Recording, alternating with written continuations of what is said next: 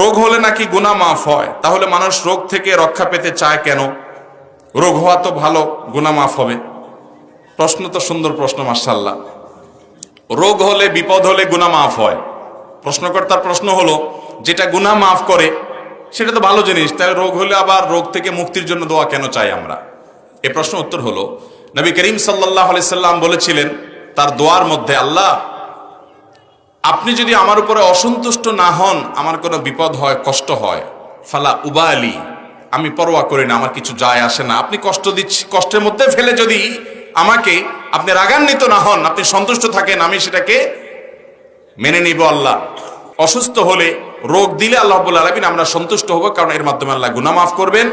কিন্তু যদি আল্লাহ তাআলা সুস্থতা দান করেন, তাহলে আরো বহু গুনাহ মাফের উপায় আমি বের করতে পারবো, অনেক আমল করতে পারবো যার মাধ্যমে গুনাহ মাফ হবে। এই জন্য ইমানদার সুস্থতা চাইবে, অসুস্থতা না। কিন্তু অসুস্থ হলে সে সবর করবে এবং জানবে যে এর পিছনে কল্যাণ অবশ্যই